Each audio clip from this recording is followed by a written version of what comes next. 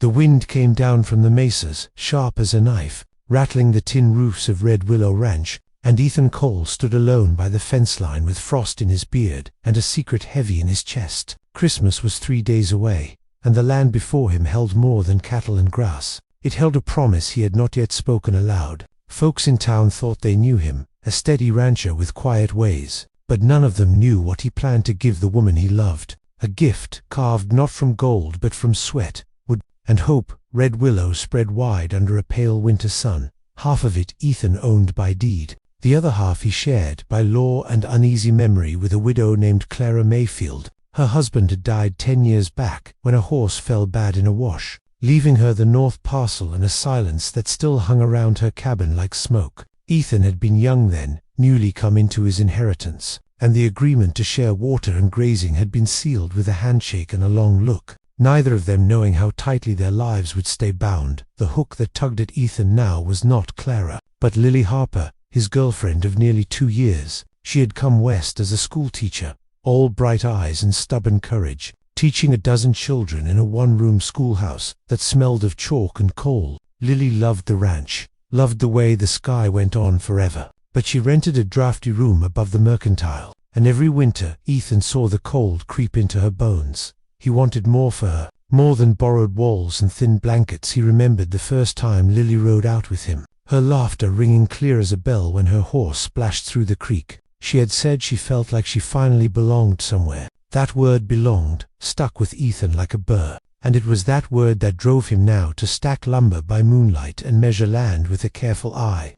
He had chosen a rise near the cottonwoods, ground that lay right on the shared boundary, close enough to water, far enough to be its own building a home. There was no small thing, not just because of the work, but because of what it meant. Ethan knew Clara would notice the posts going in. The sound of hammer on nail carried far in winter air. He did not want to blindside her, yet he feared her answer. The land was shared, and though the law allowed improvement, the heart was another matter. Clara had grown used to that open stretch, the way the sun set clean without walls to catch the light. One evening he rode north to her cabin, snow crunching under hoof, and found Clara splitting kindling, her hair streaked with silver, her face lined but strong. She listened while he spoke, his words slow and careful, about Lily, about Christmas, about the house he meant to build. The silence after felt longer than the longest trail. Then Clara nodded once, saying the land had seen worse changes than a home built with love, but her eyes held a shadow Ethan could not quite name with that blessing,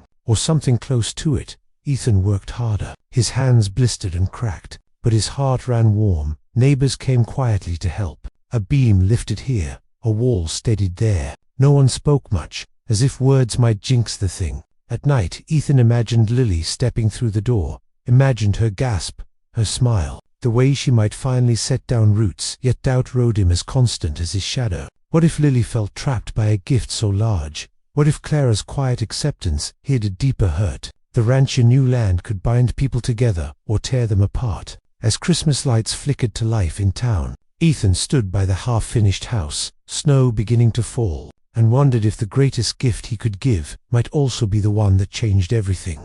By the time the first real blizzard rolled over Red Willow Ranch, the house stood framed against the sky like a promise still finding its words. The walls were up, the roof half-shingled, and snow drifted into corners that would one day hold warmth and laughter. Ethan worked from dawn until stars burned bright, his muscles aching, his breath a steady fog, and with every board he set, he thought of Lily, of how she brushed chalk dust from her skirts, of how her eyes softened when she spoke of children learning their letters. Yet beneath that steady rhythm of work lay a deeper unease, because building a home on shared land was more than carpentry. It was a claim, and claims carried weight in a country where memory and loss were etched into the soil. Lily noticed the changes long before Ethan spoke of them. She saw the way he came into town later, hands rougher than usual, the way his gaze drifted north when he thought she was not watching. One evening, as they walked beneath lantern lights strung across Main Street, she asked him plain what he was building out there,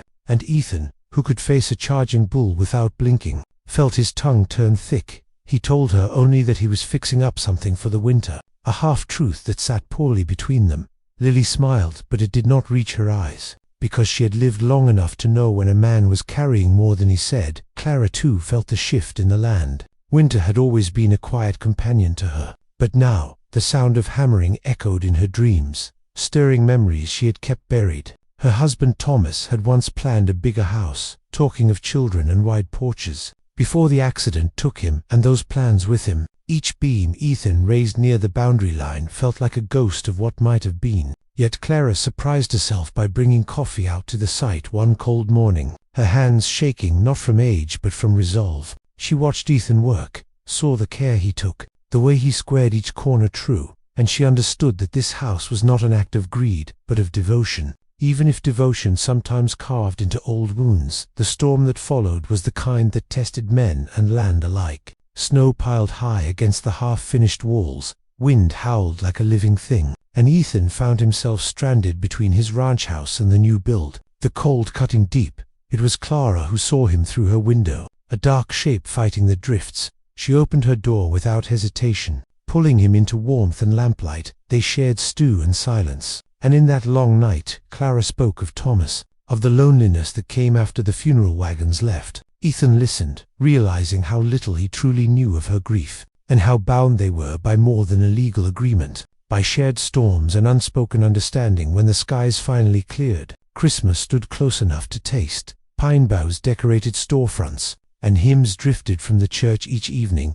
Ethan knew he could not delay any longer. Secrets had a way of souring good intentions, so he asked Lily to ride out with him, her breath puffing white as they moved across the snow-covered pasture. She laughed at first, then fell quiet as the shape of the house emerged from the cottonwoods. Sunlight catching on fresh boards, Ethan dismounted, heart pounding harder than any run of cattle, and told her everything, about the nights of work, about Clara, about his hope that this place might be theirs. Lily listened, eyes wide, tears bright, but her silence stretched, and in that stretch Ethan felt the full weight of his gamble. Lily walked the perimeter slowly, touching the walls, looking out at the land as if measuring not just space but future. She spoke at last, her voice steady but low, saying the gift was beautiful, overwhelming, and frightening all at once. She had loved her independence, loved choosing her own path, and the thought of stepping into a home already built carried questions she had not yet answered. Did he expect marriage soon? Children, a life set in place like the beams around them? Ethan realized then that love was not proven by grand gestures alone, but by room given for choice. He told her he wanted a life with her, but only if she walked into it freely, not because a house waited.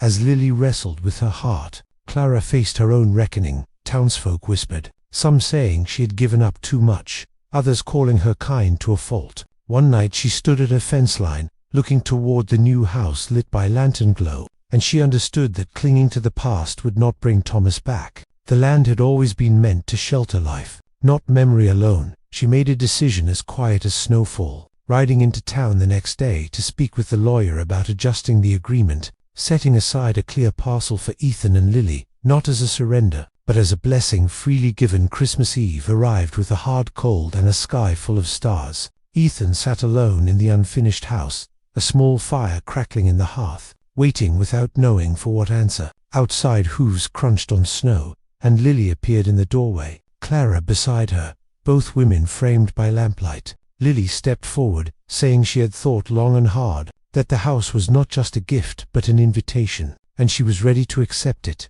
one day at a time. Clara smiled then, a real smile, and in that moment the rancher understood that the greatest gift of all was not the home itself, but the way it had drawn truth, courage, and unexpected grace out of them all. Christmas morning broke clear and brittle over Red Willow Ranch, sunlight spilling across the snow like a blessing laid gently by unseen hands. Ethan woke before dawn in his old ranch house, the quiet deeper than any night he could remember. Yet his heart felt lighter than it had in years, because waiting out there near the cottonwoods was not just a building but a beginning.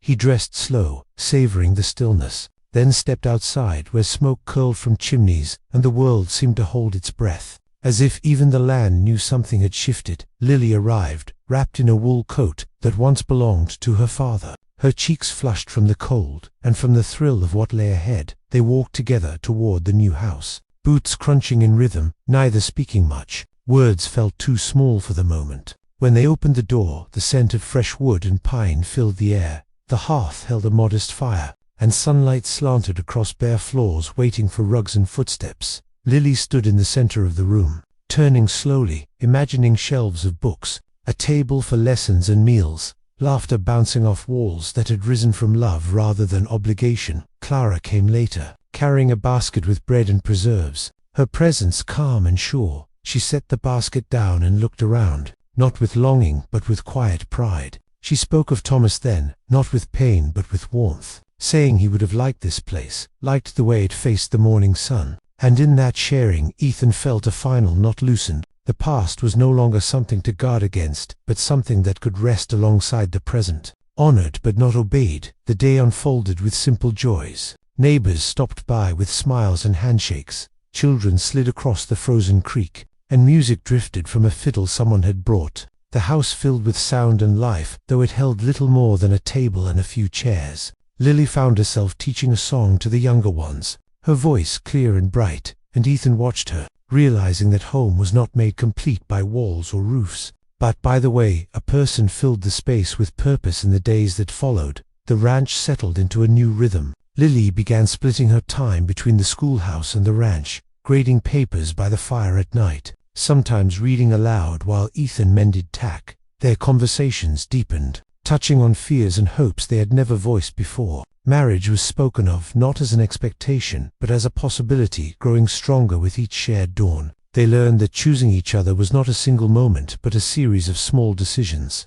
made daily. Clara's choice bore quiet fruit as well. The revised agreement brought clarity and peace, the boundary marked not by tension but by understanding. She took to visiting the house often, sometimes to help Lily plan a garden, sometimes just to sit and watch the light change. The loneliness that had once pressed on her chest eased, replaced by a sense of belonging that did not demand forgetting, but allowed room for companionship without loss. Spring came early that year, snow melting into rich dark earth, and the ranch bloomed as if eager to reward patience. Ethan built a porch where Lily liked to sit with her books. Clara planted roses along the fence line, their roots spreading into shared soil, and the land seemed to hum with approval. Cattle grazed easy, water ran clear, and even the old cottonwood swayed with a gentler sound, as though the wind itself had softened. Looking back, Ethan understood that the true gift of that Christmas was never just the house. It was the courage to build something without knowing exactly how it would end,